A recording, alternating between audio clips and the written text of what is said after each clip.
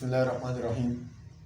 آپ کے سوال ہمارے جواب میں حاضر خدمت ہوں۔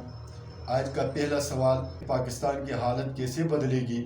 تو جواب یہ ہے کہ اس قرآنی اصول کو اپنا کر پاکستان کی حالت بلکہ پوری دنیا کے مسلمانوں کی حالت بدل سکتی ہے کہ اللہ رب العزت نے فرمایا کہ ہم اس قوم کی حالت نہیں بدلتے جب تک کہ وہ اپنے حالت خود نہیں بدلتے ہیں۔ ہماری حالت یہ بدلے گی کہ ہمارا معاملہ ٹھیک ہو، ہماری عبادات ٹھیک ہو، ہمارا معاشرہ ٹھیک ہو، ہمارے دفتریں ٹھیک ہو، ہمارے عدالتیں ٹھیک ہو، امانت، دیانت، خیر خواہی، ایک دوسرے کے لیے بھلائی۔ جب تک ہمارا یہ سارا سسٹم تبدیل نہیں ہوتا اسی وقت تک ہماری حالت نہیں بدلے گی، کیونکہ یہ قرآن کا اور اللہ کا اٹل قانون ہے کہ اس قوم کی حالت بدل سکتی ہے جو اپنے حالت کو خود بدلے۔ اپنا سب کچھ ٹھیک کریں گے تو حالت بدلے گی۔ ہمارے ناپ تول، ہمارے ملازم، ہمارے جب ملک سے رشوت ختم ہو جائے گی، سود ختم ہو جائے گا، ظلم ختم ہو جائے گا تو حالت خود بخود بدلے گی۔ اللہ تعالیٰ ہمیں حالت کو بدلنے کی توفیق عنایت فرمائے۔ دوسرا سوال ہے جی، پاکستان کے وسائل کیسے کارآمد ہوں گے؟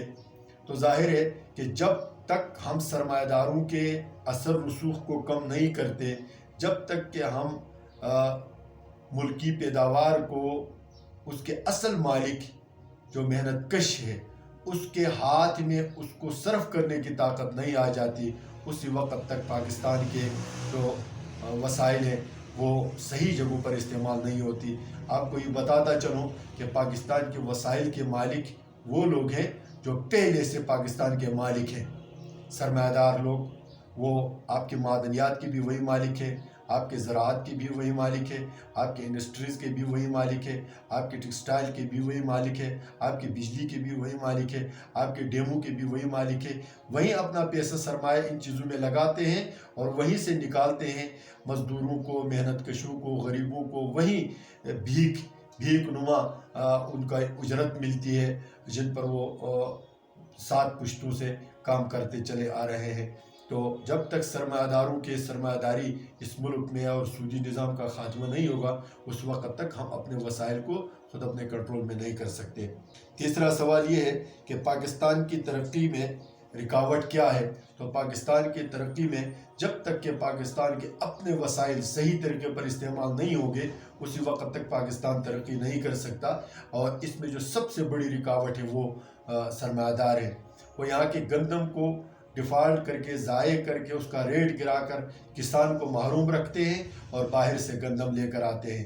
وہ یہاں چینی جو ہے ضائع کر کے، گنا ضائع کر کے جو ہے کسانوں کو بھیک پر مجبور کرتے ہیں، باہر سے چینی لے کر آتے ہیں۔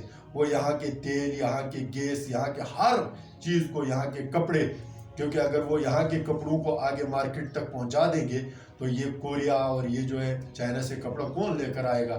تو لہٰذا جب تک سرمایہ دار ہے ملک ترقی نہیں کر سکتا اور وسائل کی منصفانہ تقسیم نہیں ہوگے اسی وقت تک یہ ملک ترقی نہیں کر سکتا۔ چوتھا سوال یہ ہے کہ پاکستان کی دفاع کی اہمیت کیا ہے؟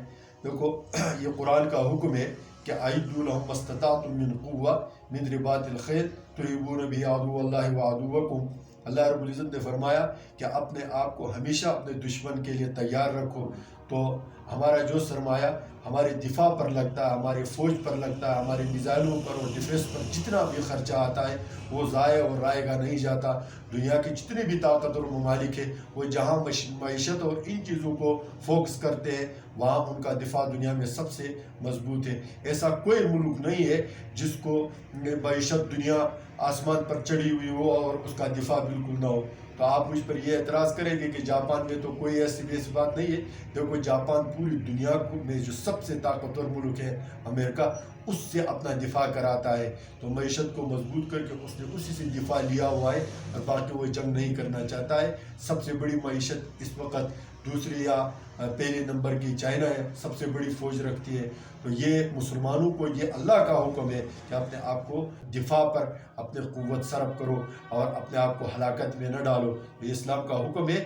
ہمارے فوج، ہمارا تمام دفاعی ادارے جتنے بھی ہیں وہ اللہ کی دی ہوئی رحمت ہے، اللہ تعالیٰ کا فضل ہے کہ ہم نے خود تو بھوک برداشت کیا خود سب کچھ کیا لیکن اپنے ملک کو ہم نے ایک مضبوط ترین ملک بنایا ہے۔ اللہ تعالیٰ ہمارے دفاعی اداروں کو مزید ترقی نصیب کرے۔ پانچواں سوال یہ ہے کہ اقوام عالم کے ساتھ تعلقات کیسے ہو؟ ظاہر ہے کہ قرآن نے جہاں پر ایک دوسرے کے اپنے پڑوسیوں کے ساتھ جو تعلقات بنانے اور اچھے تعلقات کرنے کی ہدایت کی ہے، وہاں پر عالمی سطح کے تعلقات کو بھی رہنمائی کی ہے۔ تو ہمیں ہر ملک کے ساتھ اچھے تعلقات، مساویانہ تعلقات اور برادرانہ تعلقات رکھنا چاہیے۔ جنگ کسی مسئلے کا حل نہیں ہوتا، لیکن جہاں جنگ ناگزیر ہوتی ہے وہاں اپنا دفاع ہونا ضروری ہے۔ لہٰذا سارے ملکوں کے ساتھ اچھے تعلقات ہونے چاہیے اور بہترین اسلامی اصولوں کے مطابق غلامانہ نہیں بلکہ مساویانہ تعلقات ہونے چاہیے۔ اور رہی بات یہ کہ جو ہے کس طرح کا، تو وہ جزی تعلقات ہوتے ہیں، اس میں سفارت کے حوالے سے ہوتی ہے، دفاع کے حوالے سے ہوتی ہے، تجارت کے حوالے سے ہوتی ہے۔ یہ سارے اسلامی اصولوں کے مطابق ہو تو سب سے بہترین ہے، اور اللہ تعالیٰ ہمیں مزید جو ہے ترقی نصیب فرمائے۔